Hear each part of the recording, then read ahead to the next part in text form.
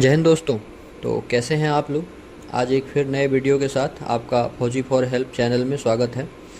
आज हम लोग सहारा रिफ़ंड और सहारा के निवेशकों के कितनी परेशानियां झेलनी पड़ रही है, कैसे सरकार उनका मदद कर रहा है, कैसे पुलिस के तरफ से भी कोई मदद नहीं है और लोगों को बेवकूफ़ बनाया जा रहा है, इन सब चीज़ों के बारे में हम जानेंगे और बात करेंगे।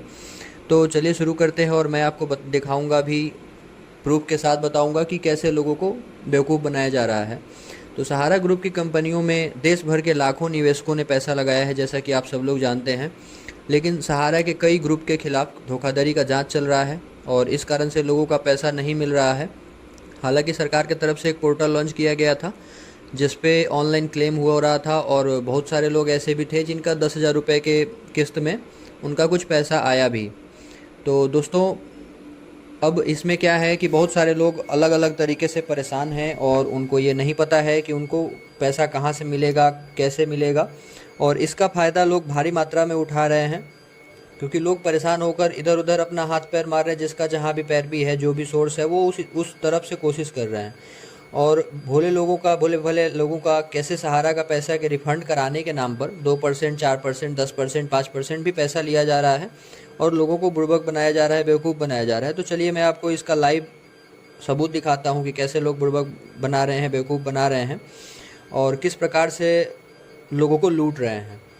तो इसमें पुलिस भी इनकी मदद कर रही है या फिर जो भी है, क्योंकि हमें वीडियो बनाने से भी रोका जा रहा है, हमें इस चीज़ को लोगों तक पहुंचाने से रोका जा रहा है। तो हर चीज़ हम इस वीडियो में आपको लाइव प्रूफ के साथ दिखाएंगे।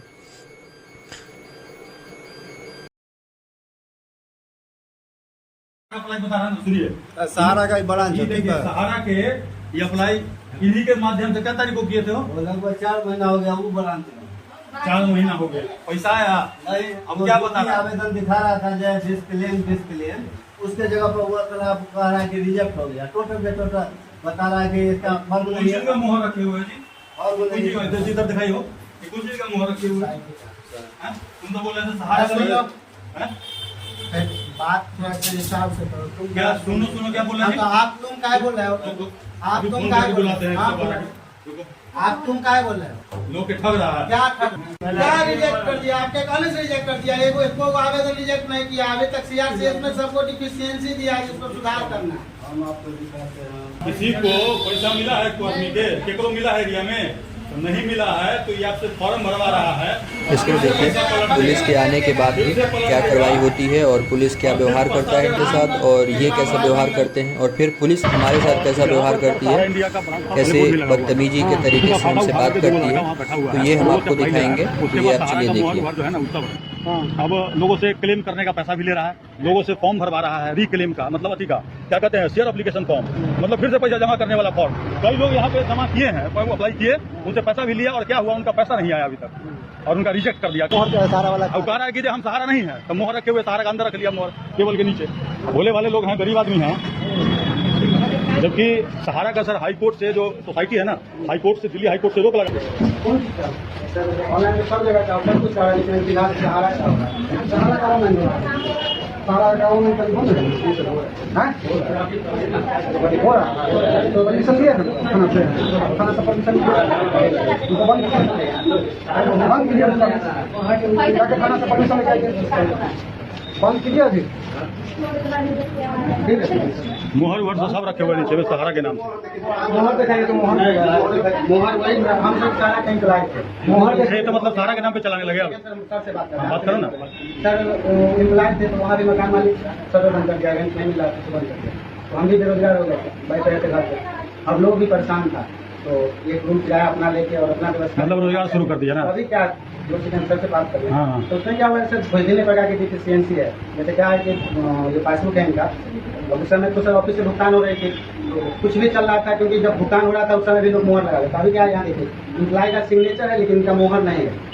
और मोहर नहीं है तो अभी ऑनलाइन में क्या होगा कि ये रिजेक्ट कर देगा, डिफिशियंसी दे देगा इसमें कि आपका एम्प्लॉय का सिग्नेचर मिसमैच है, इसका इनका भुगतान नहीं है। तो क्या हम इम्प्लॉय हैं तो हम अपना मोहर फिल है, हम इस पर लगा दे रहे हैं, जिनका पैसा आ जा रहा है, इनका पैसा आ जा रहा है। तो क्या होता है कि सर हम बैठे हैं, हम भी बेरोजगार हैं, भी लोग आ रहे हैं, मार्केट ऑनलाइन सेंटर है, बहुत सारा ऑनलाइन, क्योंकि लोगों का जानकारी नहीं, हम इसका इम्प्लॉय हैं, इसके अंदर तक जानकारी भी उनको क्या पता कि किसका सिग्नेचर है। लेकिन हम इम्प्लाई प्लान है कि पेटीएम वाला सेक्शन नहीं चलेगा। आई कार्ड वगैरह है? तो सर दुकान चलाने के लिए क्या कर सकते हैं? एम्प्लॉय कर रहे हैं ना आप, सहारा का एम्प्लॉय कर रहे हैं तो उसका आई कार्ड दुकानदार होकर बैठे हैं सर। बताइए ये मोहर कैसे आ गया आपके पास? आप इम्प्लाई है, आपके पास डॉक्यूमेंट वीडियो कौन खासी बताइए?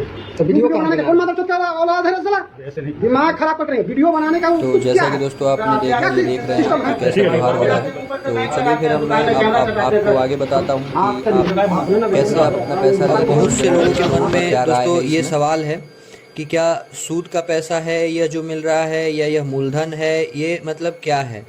क्योंकि 10,000 मिलने के बाद बहुत सारे लोगों को पैसा, कुछ लोगों का रुक गया, कुछ लोगों का एक 10,000 का किस्त और आया। तो लोगों के मन में ये है कि क्या अब 10,000 मिलने के बाद अब हमें पैसा नहीं मिलेगा।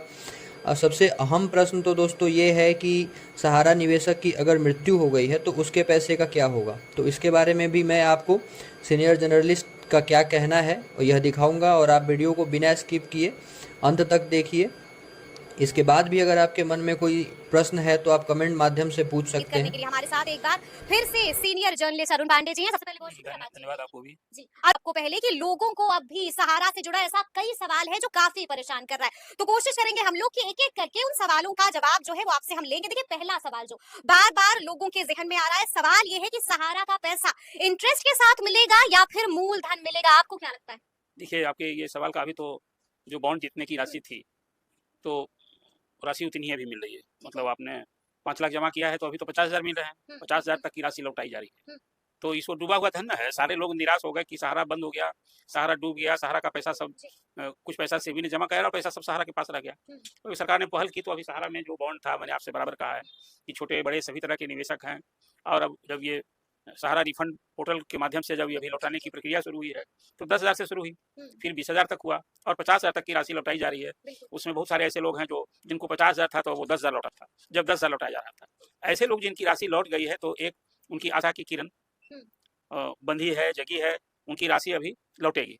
तो मेरी खबर है जो हमने बात की है अधिकारियों से, जो इससे कंसर्न जुड़े लोग हैं उससे, एक सहारा से जुड़ी बड़ी खबर ये है कि सुब्रत राय के निधन के बाद जो सहारा के चेयरमैन थे, पिछले वर्ष नवंबर महीने में डेथ हो गया उनका, तो उसके बाद सहारा में अभी कोई चेयरमैन नहीं है।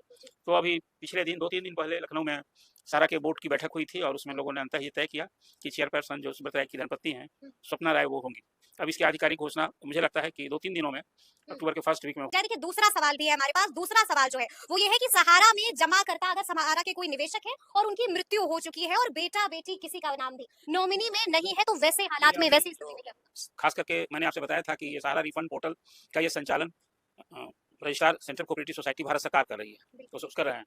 तो अभी ये खासकर जो ये केस आपने अभी बताया कि ऐसे निवेशक जिनकी मृत्यु हो गई है, नॉमिनी में बेटा बेटी संबंध में, देखिए कोई घर में भी किसी की संपत्ति होती है ना, जब उसका निधन हो जाता है तो उसका सक्सेशन सर्टिफिकेट बनता है, वो डिस्ट्रिक्ट कोर्ट से बनता है या जो भी कोई एक अथॉरिटी बनाता है। पहले तो ऐसे लोगों को जो हकदार हैं इसके, जो उस सहारा के बॉन्ड को चाहते हैं कि भुनाए पैसा, उसको पहले अपना ये स्थिति को, मैंने पहले भी ये बात कही थी कि उनके निकट रिश्तेदार कोई हो, उनका बेटा हो, बेटी हो, पत्नी हो या और कोई हो, तो सक्सेशन सर्टिफिकेट बनवा लीजिए। अभी ऐसे लोगों को पैसा लौटाने के लिए उनके भी पैसे लौटेंगे, लेकिन अभी इस संबंध में मुझे लगता है कि अगले माह कोई फैसला होने जा रहा है। इसलिए इस आशय का भी रिट सुप्रीम कोर्ट में दायर था कि हजारों की संख्या में निवेशक की मौत हो गई है और उनके पैसे फंसे हैं, उनके परिजन को उसके पैसे की नितांत आवश्यकता है। तो इस संबंध में पिटीशन है और उस अगले महीने कोई सुनवाई में फैसला होगा। हाँ, इस सुनवाई मतलब इस संबंध में कोई फैसला आना है कि, लेकिन वो पैसा उसको डूबा नहीं मान ले, उस कागज का टुकड़ा भी नहीं हुआ है, उस कागज की कीमत है, उसको सहेज कर रखें और तब मुझे लगता है कि उसका पैसा भी वापस होगा। लेकिन मतलब जिसको 10,000 मिल गया है तो शुरू में 10,000 लौटाने की बात की थी, खासकर होम मिनिस्टर जो कोऑपरेटिव मिनिस्टर भी है, लेकिन जब अब तो 20,000 फिर सबमिशन होने लगा, 50,000 होने लगा, तो उनके पैसे तो अब उनका हाँ नहीं, उनकी पहचान पुष्ट हो गई है कि वो जमा किए थे, उनकी राशि लौटी है, तो बची राशि के लिए वो उम्मीद लगाए। वो निराश मत हो कि बस हमने 50,000 लगाया तो 10,000 मिलने के बाद अंत हो गया, ऐसा नहीं होगा। इसलिए बड़ी सख्ती दिखाई है और उसके लिए टाइम बाउंड दे दिया है